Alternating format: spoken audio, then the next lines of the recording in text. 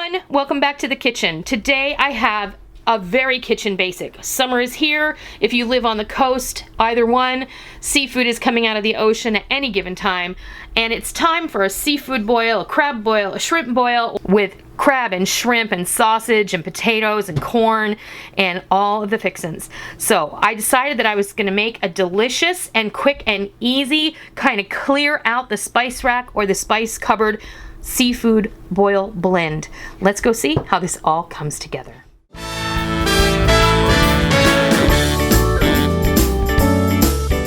Since I'm getting ready to share with a delicious way to prepare boiled shrimp, I thought it would be fun to throw together a really simple seafood boil. Now, you may have heard this called crab boil. This is what you would put in the water when boiling shrimp or crab, and this is just a really easy way to throw some together at home with some ingredients that you might already have on hand. Now, I have just made it super simple, and I have used equal parts of all 12 of these ingredients. If you have ingredients that you see here that you don't like, that you don't have, that you can't afford, feel free to leave them out. The one thing that I will say I think is absolutely necessary are peppercorns, bay leaf, red pepper flakes, and mustard seed.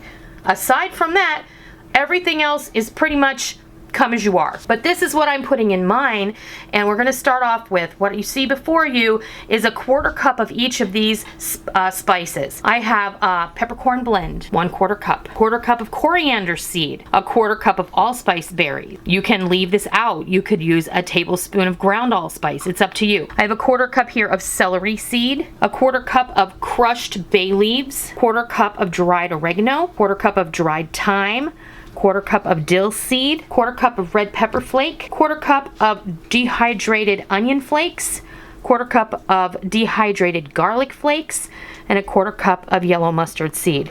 If you have brown mustard seed or black mustard seed, that works here as well. And it's as simple as just mixing these all together, putting them in a jar, and shaking it up. So you guys have been around me long enough to know that when I do this, I just gather my parchment sheet. But this time I have a lot in here, and I have some unruly spices. So we want to make sure that they don't, run away from us. So honestly, I didn't do too bad. So into the jar it goes.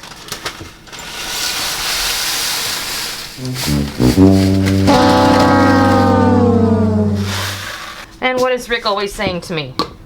I need a bigger fill in the blank. This time it's a jar, not a bowl. There we go. All right, now that we got that all out of the way, into the jar, I've got a nice lid here, and we're gonna give this a good, healthy shake. Now, you might think this looks a little bit like pickling spice, and you would be right to think that. There are some things in here that are not in pickling spice, but there are things here that would be just as home and in pickling spice if you were to add them. So my suggestion to you is, if you don't want to make this much of a homemade crab or seafood boil spice, then go ahead and use pickling spice if you have it on hand. This is also a really great way to use up spices that you may have on your spice rack shelf or in your pantry, because we're only supposed to keep them a certain amount of time before they kind of lose their potency. So this is a really great way of tossing them all in a jar and using them for something delicious throughout the summer. Now, what I would do is I'm going to use about a cup of this, and I'm going to make my bouquet garni, toss it in my pot of water when I boil my shrimp. So I hope you give this homemade seafood boil seasoning a try, and I hope that you love it. And until next time, I'll see ya.